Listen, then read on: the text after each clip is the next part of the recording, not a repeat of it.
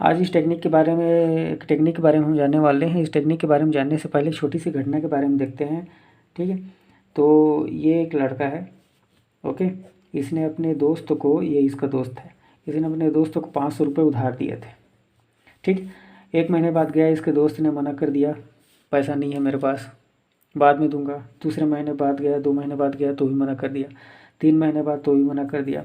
फिर इसको गुस्सा आ गया और गुस्से में ये चाकू लेके गया इसके घर में, इसको जाके चबा चब चाकू से मार के इसका मर्डर कर दिया। ये बेचारा लेट गया। ठीक, लेकिन मर्डर करते टाइम पे क्या हुआ, इन दोनों का थोड़ा बहुत हाथापाई ही झगड़ा हुआ था, जिसके 2-4 बाल गिर गए यहाँ पर। अब जब पुलिस आई तो उन्होंने इन्वेस्टिगेशन किया, तो इसका सैंपल मिला ब्लड का और साथ में इसके हेयर्स मिले। ठीक है, जो इसके हेयर से कलर से मैच नहीं खाता था, इसका हेयर ब्राउन कलर का था, इसका ब्लैक कलर का था, तो उनको लगा कि यहाँ पर गिरा है मतलब ये मर्डरर का होगा। तो यहाँ पर उन्होंने क्या किया, फॉरेंसिक वालों ने सैंपल उठा लिया। अब आस पड़ोस के पड़ोसी ने जो है इसको इसके घर में जाते हुए देखा था और इनका बीच बीच में झगड़ा हुआ, तो वो उसको देखा था। तो उन्होंने बताया कि 2-3 सस्पेक्ट हैं, 2-3 लोग हैं जिन पर इनको पुलिस को शक हुआ। तो उन्होंने क्या किया, उनको लगा कि ये जो सैंपल हेयर है वो किसके मर्डर हैं, तो वो मैच कराना चाहते हैं। इसका किसके साथ मैच कराना चाहते हैं, जो सस्पेक्ट है। तो 2-3 सस्पेक्ट थे, 3 लोगों के साथ ही मैच कराना चाहते हैं। तो यदि इस सस्पेक्ट के साथ इसका मैच हुआ तो हो सकता है कि वही मर्डरर होगा। तो अब लेकिन चूंकि सैंपल हमारे पास 2 हेयर हैं, 2 हेयर कितना होता है, थोड़ा सा तो हेयर होता है। अब उसका टेस्ट करेंगे, उसका क्या करेंगे, जेल इलेक्ट्रोफोरेसिस करेंगे। तो जेल इलेक्ट्रोफोरेसिस के लिए बहुत सारे सैंपल की ज़रूरत पड़ती है, बहुत सारे डीएनए की ज़रूरत पड़ती है। तो 2-3 हेयर से कितना डीएनए निकलेगा, एकदम थोड़ा सा डीएनए, बहुत कम डीएनए, ना के बराबर। ठीक है, बहुत ही कम डीएनए। तो अब लेकिन हमको जो मिला है उसी से तो काम चलाना पड़ेगा।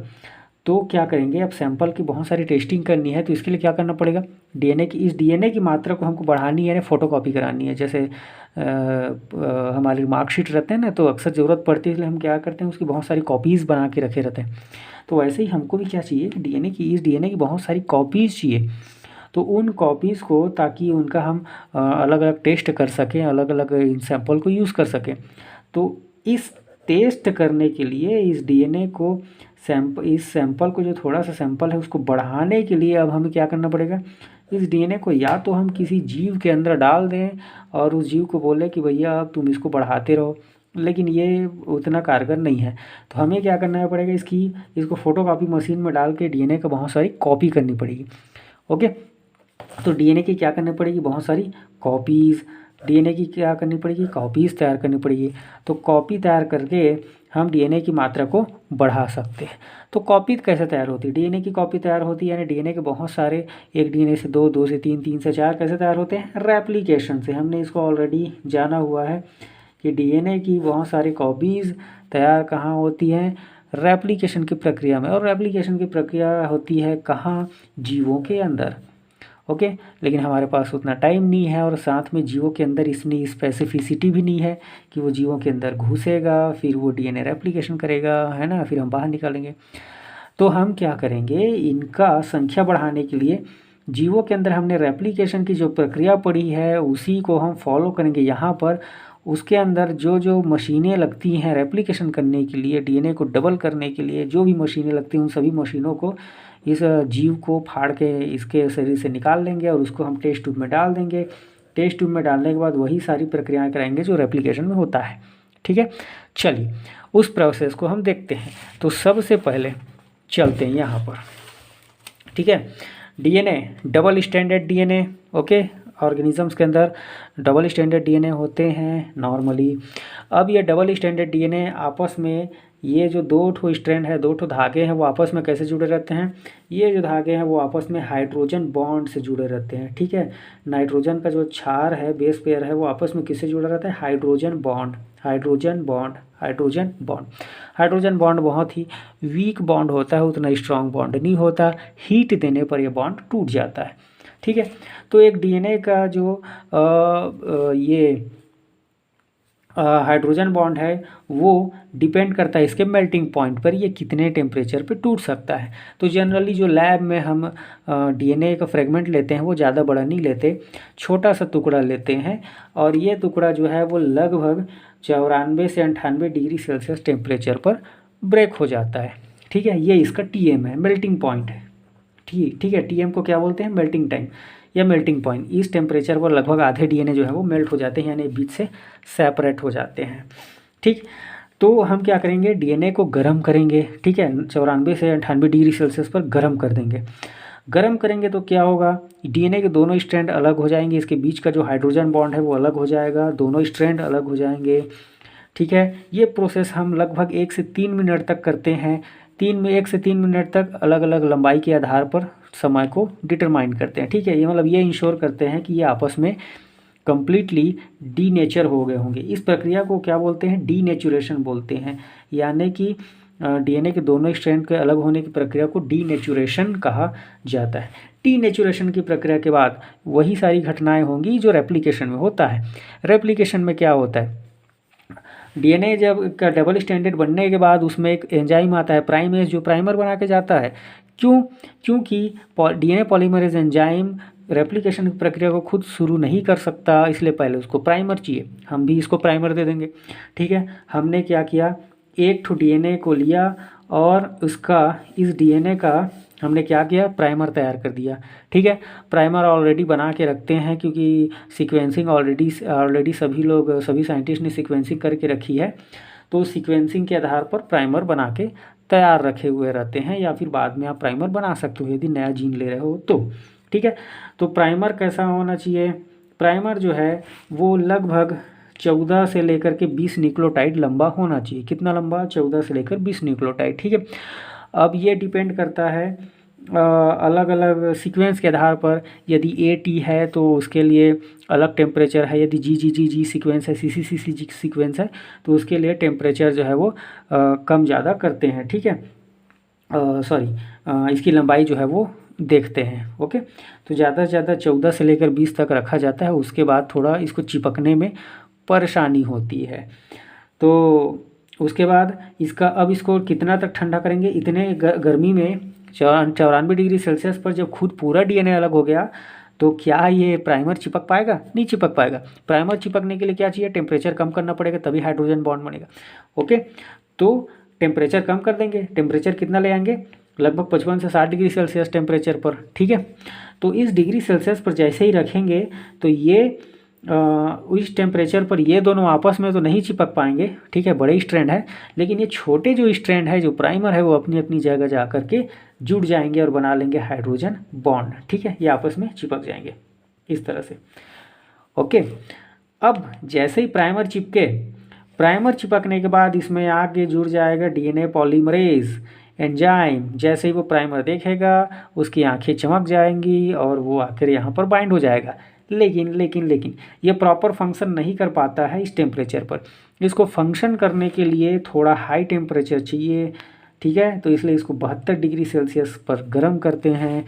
जब 72 डिग्री सेल्सियस, 72 से लेकर के ये लगभग 74 डिग्री सेल्सियस। ठीक है, इस तापमान को जैसे ही मिलता है, इस तापमान पर ये एंजाइम जो है वो अपना फंक्शन शुरू कर देते हैं। ठीक है, अलग अलग टेम्परेचर क्यों रखा जाता है, ये इंश्योर करने के लिए कि प्राइमर अच्छे से चिपक जाए। उसके बाद फिर हम अपना काम शुरू करेंगे। नहीं तो यदि इसी टेम्परेचर पर ये फंक्शन करना शुरू कर देगा तो क्या होगा, प्राइमर चिपक नहीं पाएगा, ये अपना काम शुरू कर देगा, है ना। तो आधे जगह पर चिपका है प्राइमर तो भी अपना काम शुरू कर देगा, है ना। तो इसको इंश्योर करने के लिए टेम्परेचर जो है वो 72 से 74 डिग्री सेल्सियस पर आने पर ही ये प्रॉपर फंक्शन करता है, ऐसा इसको बनाया जाता है। तो ये पॉलीमरेज इस टेम्परेचर पर क्या करेगा, अब पॉलीमरेज का काम क्या है भाई, डीएनए पॉलीमरेज का काम क्या है, डीएनए पॉलीमराइजेशन करना। तो ये डीएनए पॉलीमराइजेशन करेगा। पॉलीमराइजेशन किस डायरेक्शन में होता है, DNA polymerization always 5 prime to 3 prime होता है। तो ये 3 प्राइम पर जाके बाइंड हो जाएगा दोनों तरफ, और ये इस तरफ भागेगा, ये इस तरफ भागेगा, और ये क्या करेगा, न्यूक्लियोटाइड को जोड़ते जाएगा, डी न्यूक्लियोटाइड। ठीक है, DNTPs इनको जोड़ते जाएगा। ठीक है, जहाँ पर यहाँ पर एडिनिन है तो यहाँ पर क्या जोड़ेगा, थाइमिन जोड़ेगा। यहाँ पर ग्वानिन है तो साइटोसिन जोड़ेगा, साइटोसिन है तो ग्वानिन जोड़ेगा, थाइमिन है तो एडिनिन जोड़ेगा। ऐसे ये जोड़ते जाता है, ये भी जोड़ते जाता है, और डीएनए का क्या करते जाएगा, पॉलीमराइजेशन करते जाएगा। ठीक है, तो इस तरह से ये क्या कर देगा, पूरी तरह से ये डीएनए के 2 स्ट्रैंड बना देगा। ये इधर जाएगा, ये इधर जाएगा। अच्छा, तो डीएनए क्या, ये प्राइमर चिपकने की क्रिया को हम लोग एनियलिंग कहते हैं, और डीएनए का जो दूसरा स्ट्रैंड है वो तैयार होने की प्रक्रिया को एक्सटेंशन कहते हैं, एक्सटेंशन, ठीक है। यही वही पॉलीमराइजेशन है जो रेप्लिकेशन में होता है। हमने क्या किया, कोशिका के अंदर से वो सारे सामान ले लिए जो रेप्लिकेशन में उपयोग किए जाते हैं, ठीक है। तो इस तरह से एक स्ट्रैंड थे डीएनए के यहाँ पर देखो एक स्ट्रैंड है, उससे कितने स्ट्रैंड तैयार हो गए, 1 और 2 स्ट्रैंड तैयार हो गए। फिर ये साइकिल दोबारा चलेगी, ठीक है। ये साइकिल जब दोबारा चलेगी तो फिर 2 से 4 होंगे, 4 से 8 होंगे, 8 से 16 होंगे, 16 से 32 होंगे। इस तरह से हर साइकिल में उसका गुणज होते जाएगा, बढ़ते जाएगा, ठीक है। अब एक एनेलिंग की जो प्रक्रिया है उसको कितना टाइम दिया जाता है, एनेलिंग की जो घटना है उसको लगभग 30 सेकंड से लेकर 1 मिनट का टाइम दिया जाता है, ये इंश्योर करने के लिए कि प्रॉपरली ये जो है वो प्राइमर आसानी से चिपक जाए। एक्सटेंशन के लिए भी लगभग, एक्सटेंशन के लिए टेम्परेचर 72 डिग्री सेल्सियस चाहिए और एक्सटेंशन के लिए समय दिया जाता है लगभग 1 से 2 मिनट का, 3 मिनट का भी समय दे सकते हैं यदि डीएनए की लंबाई ज़्यादा है, ठीक है। ये डिपेंड करता है उस पर। अब देखिए, अब इसमें हम जो डीएनए पॉलीमरेज एंजाइम यूज़ करते हैं वो कौन सा करते हैं, क्या इंसानों के शरीर से निकाला हुआ डीएनए पॉलीमरेज यूज़ करेंगे? नहीं कर सकते। क्यों नहीं कर सकते? क्योंकि नॉर्मल जो ऑर्गेनिजम्स हैं उनके अंदर जो जितने भी एंजाइम होते हैं वो 25 डिग्री सेल्सियस पर प्रॉपरली फंक्शन करते हैं, अच्छे से काम करते हैं। कितने पर? 25 डिग्री सेल्सियस पर, रूम टेम्परेचर पर। लेकिन 45 से लेकर के 50 डिग्री सेल्सियस पर यदि आप टेम्परेचर बढ़ाओगे तो बेचारों की जान छूट जाती है, ठीक है। डीनेचर हो जाते हैं ये भी, ठीक है, फंक्शन नहीं कर पाती। तो लेकिन हमको डीएनए को डीनेचर करने के लिए क्या चाहिए, 94 डिग्री सेल्सियस टेम्परेचर चाहिए। मतलब कोई ऐसा प्रोटीन चाहिए जो इस टेम्परेचर पर आसानी से काम कर सके। तो इसके लिए हम कौन सा एंजाइम यूज़ करते हैं? इसके लिए जो एंजाइम यूज़ करते हैं उसका नाम है tag polymerase, TAQ, tag polymerase, ठीक है।